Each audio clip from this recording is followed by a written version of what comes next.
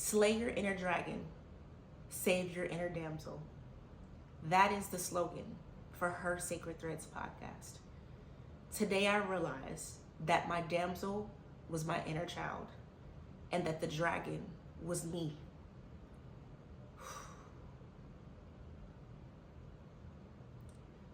The dragon is me, spending the latter years of my 20s trying to go back and save that little girl.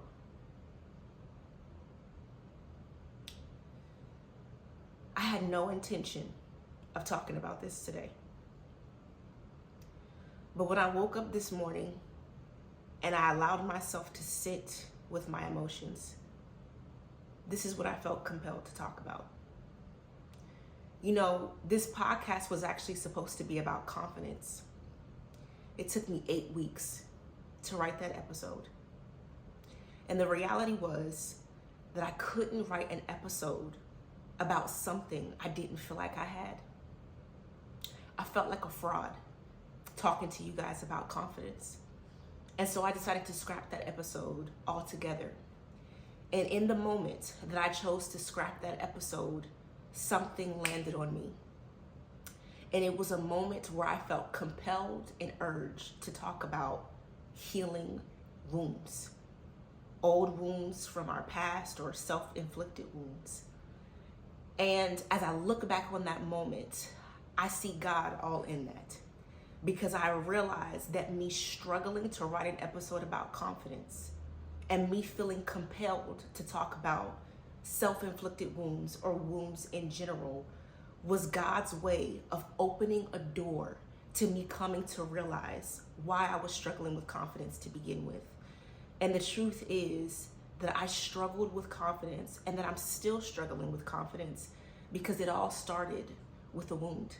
You know, I love my parents to death, and they have a habit of sending me old pictures of myself from when I was a young child or a preteen or a young adult, either of myself or with them. And, you know, I always find myself getting emotional looking at those photos. And for a long time, I couldn't really understand why. Until one morning, I decided to randomly just lay in my bed and look through those photos. And again, God's presence filled that room, and I felt compelled and urged again to do something. And this time, God was urging me to close my eyes. Jesus. God was urging me to close my eyes and relive those moments from my childhood and my preteen years and my teenage years and my young adult years. I'm sorry, y'all. It was not my intention to get emotional. But the beautiful thing about this imaginary experience was as I'm reliving those moments, I'm not by myself. I'm actually accompanied by the me today. And the younger version of me, the preteen version of me, the teenage version of me, the young adult version of me, they're first and foremost so happy that I'm there, but they seem so proud of the woman that I've become. And they're smiling at me. And these smiles mean so much to me. And then again, God's presence fills the room. And I clearly hear him say, it's time to tell them goodbye now. And I just started bawling. I mean, literally, the waterworks just came over me as they are right now. And one by one, I was telling each of those versions of me goodbye. And I realize now that it was so difficult for me to say goodbye to those older versions of me because so much of the latter portion of my 20s has been about me going back to protect that little girl who didn't have the tools to protect herself or who felt too afraid to protect herself during those times where either she was being wounded by others or during times where she honestly was wounding herself. You know, a lot of us as women have been really wounded by our life experiences. And Oftentimes, we find ourselves frozen in a time period where we were wounded or we were broken. Our bodies are here in the present, but our hearts and our minds and our souls are stuck in a time where we were broken. And I had been stuck and frozen in a time of immense pain. And the me who existed in that time frame of pain was the me who had been in the driver's seat of my life for at least the last 7 to 8 years. You know, maturity is teaching me to realize that those older versions of me who were in pain are no longer equipped to be in the driver's seat of my life. And that the me today had to take back control of my life. The reality is the stories that we tell ourselves about who we are usually attributed to heartbreaking moments. For instance, maybe it was the moment when mom or dad walked out of your life, the moment when we did something completely out of character and embarrassed ourselves in front of the world, the moment we lost something or someone to the human condition, when we were told in subtle ways or not so subtle ways that we weren't enough, when we were abandoned by the people that we felt were supposed to protect us and love us, and the list goes on. And it is often through our perception of these experiences that we will create our identities. In psychology, we call this a narrative identity. You know, psychologists realized very early on that human beings are natural storytellers. Psychologist Dan McAdams, who is also a professor at Northwestern University, says that we begin our journey with our narrative identities in adolescence. So that would be between the ages of 10 to 19 years old. But I would argue that we probably even start earlier than that. As children, we are constantly using our life story as a guide to help us determine our life's path, who we are, and essentially where we're going. The problem with these stories, however, is that we can feel contaminated by them, right? It's kind of like when you get a stain in a shirt, right? You try your best to scrub and scrub and scrub to get it out, but no matter how hard you try, it just won't come out, right? And so 9 times out of 10, after attempting to scrub this stain out of this shirt, after a while, if you can't get the stain out of the shirt, what do you usually do? You just throw it away. Now, I'm not telling you to throw away your old memories or your connection with your old self, but I am telling you to start doing the work to reframe how you interact with these stories and how you see these stories and how you're using them to frame your identity and how you're also using them to lay the path for your life. I want to be clear that I'm not telling you to throw away old memories or old experiences, but what I am telling you to do is send a very loving goodbye to the thoughts and the experiences that made you feel less than who you are and what you deserve, which essentially is just to feel at peace and to be in love with yourself. So many of us are allowing that adolescent girl to be in the driver's seat of our lives, controlling every moment and every thought. We grow and we evolve, and then here comes this little girl to tell us all that evolution, all of that growth, that's not who we are.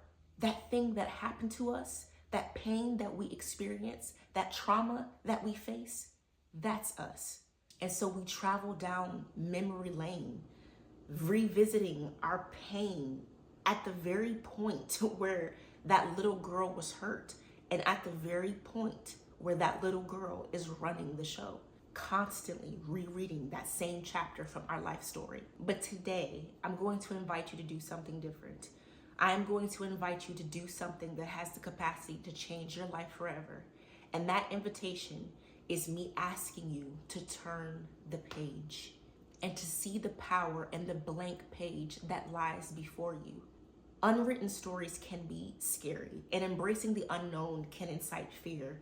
But somebody once told me that fear stands for false evidence appearing real, which means the fears that we have about unwritten stories are usually tied to things that haven't even happened yet. So when it comes to unwritten stories, what is it that we can do to avoid fear?